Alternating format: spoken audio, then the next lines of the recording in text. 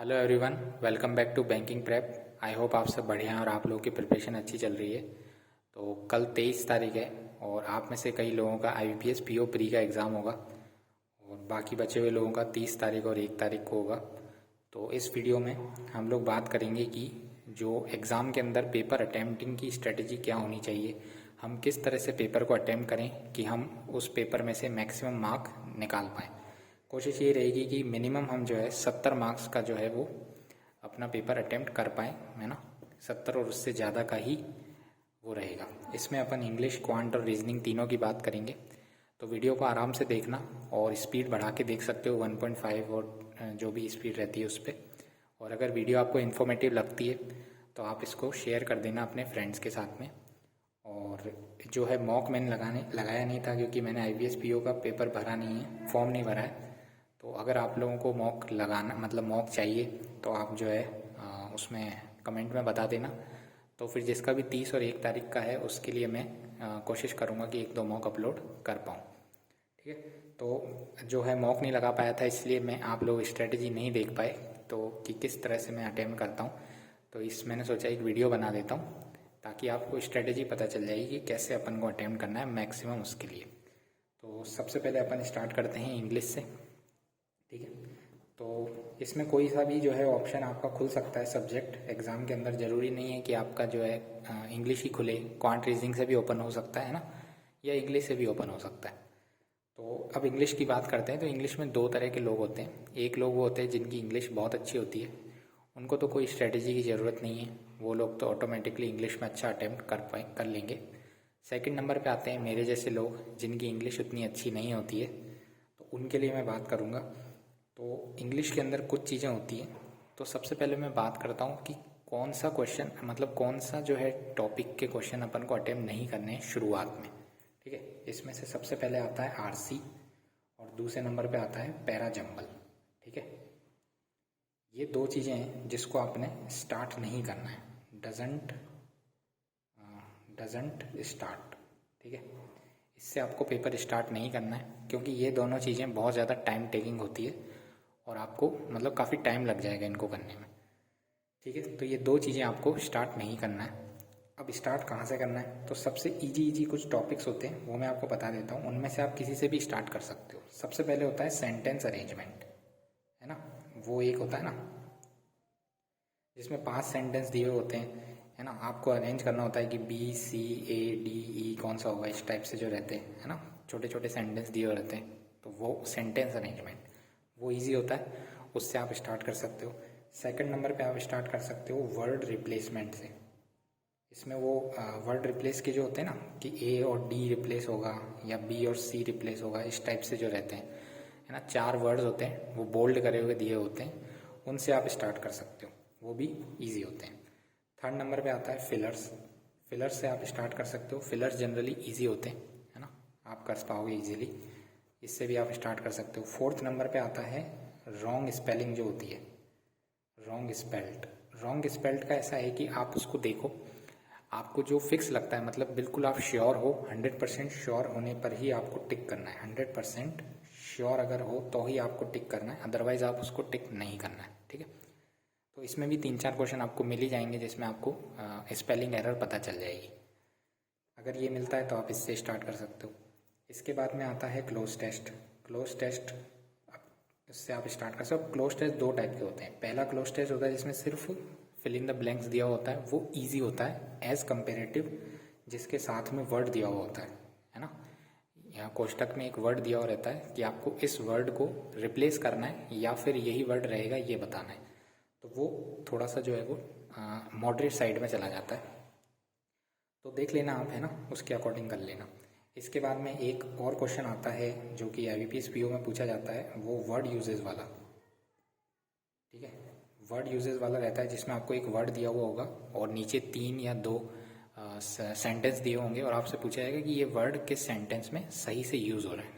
तो वो क्वेश्चन रहता है ना। उसमें अगर आपको वर्ड का मीनिंग पता है तो फिर आप उसको इजीली कर पाओगे। कई बार ऐसा होता है कि आपको वर्ड का मीनिंग ही नहीं पता होगा तो फिर उस क्वेश्चन को आप छोड़ देना, फिर वो चीज़ गलत हो जाती है, उसका आंसर सही नहीं होगा।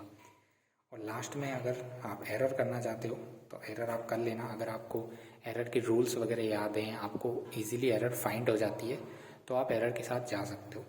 ठीक है, ये सब करने के बाद में आप जो है वो आरसी पे आना और पैराजंबल पे आना। अब आरसी में मैं बता देता हूँ कि 2-3 चीज़ें जो क्वेश्चन होते हैं ना सिनोनिम्स एंटोनिम्स वाले, उन क्वेश्चन को आप पहले उठाना। वो क्वेश्चन जनरली ईजी होते हैं, उनको आप कर लेना।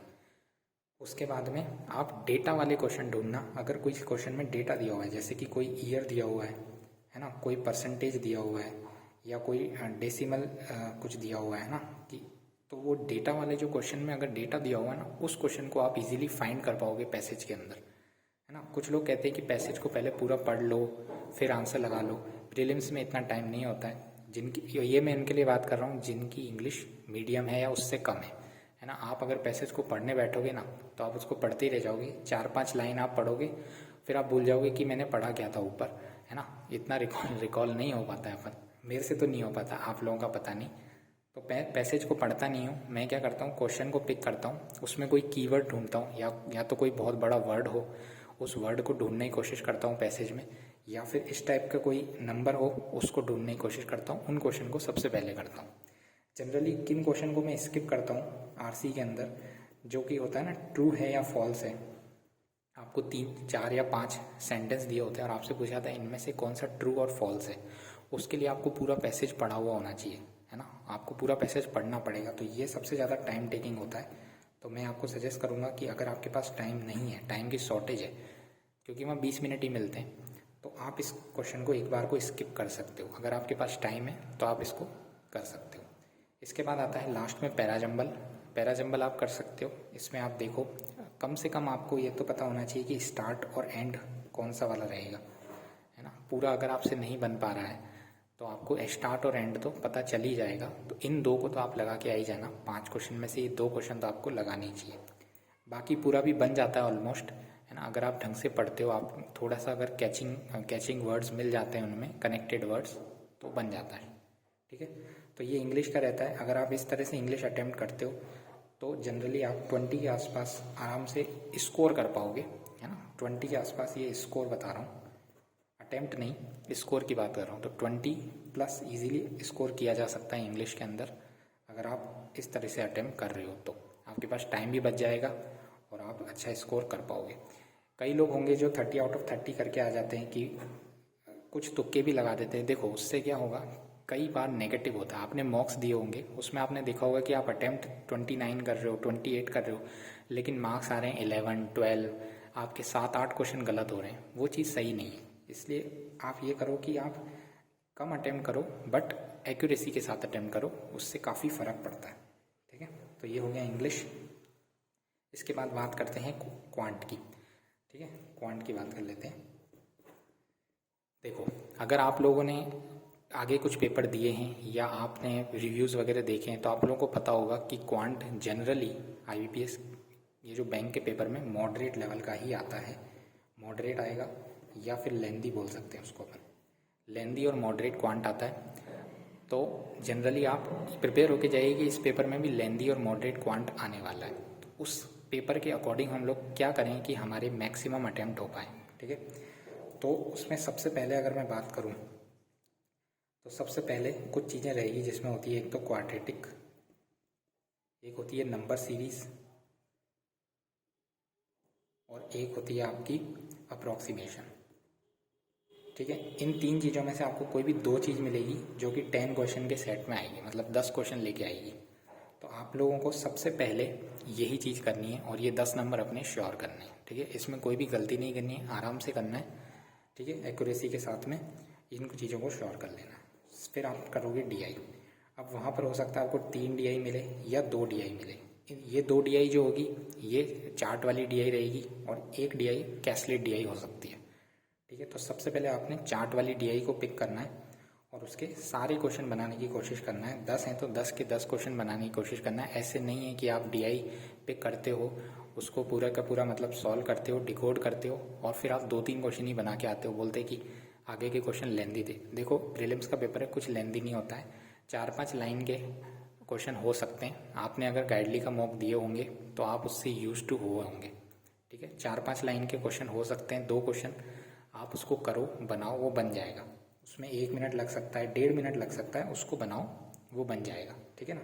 क्योंकि जब डीआई बनाते हैं ना तो एक फ्लो में वो बन जाता है। अगर आप सोचते कि मैं यहाँ पर 2-2 क्वेश्चन 3-3 क्वेश्चन बना लूँगा तो फिर बाद में आपको अर्थमेटिक के ऊपर लोड आ जाता है। इसलिए आप लोग डीआई के पूरे क्वेश्चन बनाने की कोशिश करें, ठीक है। लेंदी क्वेश्चन है तो उसमें ज़्यादा टाइम लग रहा है, 1 मिनट 1.5 मिनट लग रहा है, कोई बात नहीं, ठीक है। अब ये दोनों चीज़ बनने के बाद में आपके पास अगर 3-4 मिनट बच रहे हैं, या कई बार आपके पास 5-6 मिनट भी बच सकते हैं। अगर आपके पास 5-6 मिनट बचे हुए हैं तो आप कैसलेट को ट्राई करना, ठीक है। कैसलेट को ट्राई करोगे, आपको पता चल जाएगा कि इस तरह की कैसलेट आपने बनाई हुई है, आप बना सकते हो, तो कैसलेट ट्राई करना, आपके आराम से 5 नंबर वहाँ पे और जुड़ जाएंगे, ठीक है। और उसके बाद में भी आपके पास 1-2 मिनट बचेगा, उसमें आप अर्थमेटिक के क्वेश्चन भी कर पाओगे। तो अगर आप कैसलेट के साथ जा रहे हो तो आपके अटैम्प्ट जो है वो 26 से 28 तक हो सकते हैं, ईजिली हो जाएंगे, कोई दिक्कत नहीं है। लेकिन जिन लोगों की मैथ ज़्यादा अच्छी नहीं है ना, या कहीं पे कोई स्टक होने की वजह से टाइम वेस्ट हो गया, तो वो लोग ये दोनों करने के बाद में अर्थमेटिक के क्वेश्चन करना। 3-4 मिनट में कैसलेट के साथ नहीं जाना है अपन को, क्योंकि मान लो अगर कैसलेट नहीं बनी 3 मिनट के अंदर तो फिर आप जो है वो प्रेशर में आ जाओगे, और अगला जो सेक्शन आने वाला है रीजनिंग का, उसमें आप जो है वो गलती करोगे, ठीक है। तो 3-4 मिनट में आपको कोशिश करनी है कि 2-3 क्वेश्चन जो है अपन अर्थमेटिक के बना लें, सिंपल ढूंढ के बना लेने हैं। जैसे एजेस का हो गया, बोट स्ट्रीम हो गया, पार्टनरशिप हो गया, परसेंटेज वाले हो गए, ये इजी होते हैं, इजीली बन जाएंगे। तो इससे में आपके वहाँ पर आराम से 22 से 24 अटैम्प्ट हो जाएंगे, ठीक है। तो इतने अटैम्प्ट तो आपको करने ही है एटलीस्ट। अगर आपकी मैथ अच्छी है तो आप लोग इतने अटैम्प्ट कर लेना, 30 तक भी जा सकते हैं ये। और अगर मॉडरेट मैथ है तो 22 से 24 अटैम्प्ट हो जाएंगे, ठीक है। तो ये अच्छा मैथ का पेपर माना जाएगा अगर इतने अटैम्प्ट हो पा रहे हैं तो, क्योंकि पेपर लेंदी ही आता है, मॉडरेट ही आता है। आप देखोगे कल कई बार जब पेपर लेंदी आता है तो लोग कई होंगे जो 17 को अटैम्प्ट, 16 अटैम्प्ट, 18 अटैम्प्ट करके आ रहे होंगे, बोलेंगे पेपर बहुत हार्ड लेवल का आ गया था। हार्ड नहीं आता है, अगर आप ढंग से अटैम्प्ट नहीं करोगे तो आपके अटैम्प्ट इसी रेंज में स्टक हो जाएंगे। ये बात फैक्ट है, ये मैं आपको भी बता रहा हूँ, है ना। तो आपको ढंग से अटैम्प्ट करना है ताकि आप इस रेंज में पहुँच पाओ, ना कि इस रेंज में स्टक हो पाओ, ठीक है। अब अपन बात करते हैं रीजनिंग की। देखो सीधी सी बात है, क्योंकि क्वांट मॉडरेट और लेंदी आता है हर पेपर में, तो आपका रीजनिंग अच्छा होना चाहिए अगर आप चाहते हो एक अच्छा स्कोर करना। इसमें कोई वो नहीं है ना, ये सीधी सी बात है, आपका रीजनिंग अच्छा होना चाहिए अगर आप अच्छा स्कोर करना चाहते हो तो रीजनिंग के अंदर क्या है, रीजनिंग के अंदर पूरी कोशिश करनी है कि अपन 30+ अटैम्प्ट कर पाएँ, 30+ स्कोर कर पाएँ, तभी जा कर के आपका ओवरऑल पेपर अच्छा होगा। क्योंकि आपका क्वांट अच्छा नहीं होता है, क्योंकि क्वांट लेंदी आता है, और लेंदी जब क्वांट आता है तो बहुत मुश्किल हो जाता है क्वांट के अंदर 32-33 अटैम्प्ट कर पाना। बट रीजनिंग के अंदर अटैम्प्ट किए जा सकते हैं, क्योंकि प्रीलिम्स का रीजनिंग इजी लेवल का आता है, ज़्यादा मॉडरेट नहीं आता है। रीजनिंग के अंदर क्या क्या आने वाला है, वही सिंपल मिसलिनियस चीज़ें आने वाली हैं। देखो 2 तरह के लोग होते हैं, एक जिनकी पजल बहुत अच्छी होती है, एक जिनकी पजल उतनी अच्छी नहीं होती है। तो जिनकी पजल अच्छी नहीं है वो लोग मिसलिनियस के थ्रू जा सकते हैं, और जिनकी पजल अच्छी है वो लोग सीधा करते जाएं, जो जो भी चीज़ आ रही है वो करते जाएं। बस हाँ, एक पजल जो है उसको स्किप करना है आपको, और वो पजल है वेरिएबल वाली पजल, ठीक है। एक पजल आपकी वेरिएबल बेस्ड पजल जरूर आएगी, जिसमें कोई भी वेरिएबल हो सकता है, कलर हो सकता है ना, कलर हो सकता है आपके पास में, फ्लावर हो सकते हैं, ठीक है। कोई भी वेरिएबल हो सकता है, सिटी हो सकती है वेरिएबल, है ना, कंट्री हो सकती है। अब आप समझ गए मैं किसकी बात कर रहा हूँ ना। वो वाला वेरिएबल पजल को आपको फर्स्ट गो में नहीं लेना है, क्योंकि वो पजल स्टक कर सकती है। तो उस पजल को छोड़ते हुए बाकी सारा मिसलिनियस कर लेना है। और एक चीज़ और है, ब्लड रिलेशन। अगर ब्लड रिलेशन 1 नंबर का आ रखा है तो आप उसको अटेम्प्ट कर लेना, वो इजी होगा। लेकिन अगर ब्लड रिलेशन 3 नंबर वाला है तो आप लोगों का ब्लड रिलेशन में उतना अच्छा वो नहीं है, तो आप एक फर्स्ट गो में उसको स्किप कर सकते हो। कई बार हुआ है मेरे साथ, तो कई बार हुआ है कि अभी अगर आप लोगों ने एग्ज़ाम दिया होगा, शायद आरआरबी क्लर्क मेंस का था, उसमें ब्लड रिलेशन एक ही क्वेश्चन था, लेकिन उस क्वेश्चन में भी लोगों के 3-4 मिनट वेस्ट हो गए, क्योंकि आंसर ही नहीं निकल रहा था, पता नहीं क्या आंसर आ रहा था, है ना। तो कई बार ब्लड रिलेशन जो होता है वो स्टक कर देता है। तो पूरी कोशिश करना कि ब्लड रिलेशन को आप बाद में कर लो, ठीक है। तो ये हो गया। इसके बाद में बाकी रीजनिंग इजी होता है, रीजनिंग आप कर लोगे, स्लॉग्स इजीली हो जाते हैं, इनइक्वलिटीज़ इजीली हो जाएगा। उसके अलावा जो भी डायरेक्शन का क्वेश्चन है इजी आता है, सब इजी आएगी। बाकी कई जो है वो पज़ल भी इजी आती हैं, सिर्फ एक या दो पज़ल जो है वो थोड़ी सी लेंदी, ये वेरिएबल वाली पज़ल लेंदी होती है और हो सकता है कोई एक पज़ल ट्रिकी आ जाए, बाकी रीजनिंग में कुछ इतना हार्ड नहीं होता। आप इजीली आप 25 प्लस तो हर कोई अटेम्प्ट करके आ जाएगा रीजनिंग में, ये गारंटी है। मतलब जिसकी मॉडरेट रीजनिंग भी है ना, वो भी 25 प्लस अटेम्प्ट कर सकता है। तो आप अगर थोड़ा सा ढंग से करेंगे, इन चीज़ों का ध्यान रखेंगे, जैसे इस पज़ल को बाद में उठाना है, ब्लड रिलेशन को बाद में उठाना है, तो आप आराम से 30 प्लस अटेम्प्ट कर पाओगे, या 30, 29, 30 तो अटेम्प्ट कर ही लोगे। ठीक है, तो इस तरीके से आपको पेपर अटेम्प्ट करना है। इंग्लिश में मैंने मान के चले कि 20 अटेम्प्ट हो रहे हैं, क्वांट के अंदर मान के चल रहा हूँ 22 अटेम्प्ट हो रहे हैं, और रीजनिंग के अंदर मान के चल रहा हूँ 30 के आसपास अटेम्प्ट हो रहे हैं।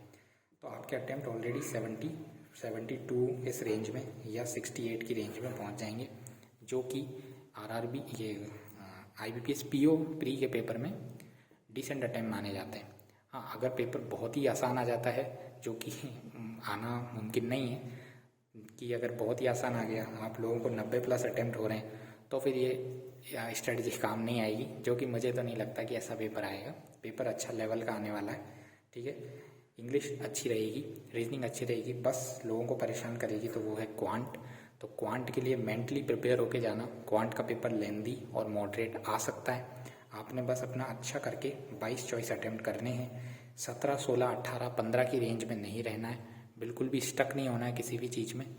ईजी चीज़ें रहेंगी, आराम से करना है। ठीक है, तो best of luck for your exam. जिसका भी एग्ज़ाम कल है, जिसका भी एग्ज़ाम 30 को है, 1 को है, सब लोगों को बेस्ट ऑफ लक। अच्छा अटेम्प्ट करके आइए, 70 प्लस अटेम्प्ट करके आइए। आप लोगों का डेफिनेटली, क्योंकि ये कॉन्फिडेंस देता है, 70 प्लस अटेम्प्ट करेंगे तो आप बिल्कुल कॉन्फिडेंस हो जाएंगे कि हाँ यार, अब अपना प्री निकल रहा है, अब अपन मेंस की प्रिपरेशन करते हैं। नहीं तो फिर अगर आप 60, 65 इतने अटेम्प्ट पे फंसते हैं ना, तो फिर वो डाउट बना रहता है मन में, होगा नहीं होगा, फिर कट ऑफ देखते रहते हैं आके, रिजल्ट कब आ रहा है ये देखते रहते हैं। ठीक है, तो यही है। बाकी बेस्ट ऑफ लक है आपको। और अगर आप लोगों को मॉक चाहिए तो आप मुझे कमेंट कर देना, तो मैं मॉक डाल दूँगा, 2-3 मॉक लगा के डाल दूंगा, और इसी स्ट्रेटजी से डालूंगा, ताकि पता चलेगा कि ये स्ट्रेटजी काम करती है या नहीं करती है। मैंने तो ये देख लिया लगाकर, स्ट्रेटजी काम करती है। बाकी अपलोड भी कर दूंगा मॉक, आप बता देना। ठीक है, ओके। बाकी बेस्ट ऑफ लक, और अच्छे से पेपर दीजिएगा, पैनिक नहीं होना है वहाँ बिल्कुल भी। ठीक है, ओके, थैंक यू। और अगर वीडियो अच्छा लग रहा है, इन्फॉर्मेटिव लगा है, तो आप वीडियो को लाइक कर देना और शेयर कर देना ग्रुप्स वगैरह में, ताकि अभी जो है जिसका भी कल पेपर है वो एक बार इसको देख लेगा, तो एक रफ आइडिया हो जाएगा कि किस चीज़ों से स्टार्ट नहीं करना है। ठीक है, okay, thank you so much, टाटा बाय बाय।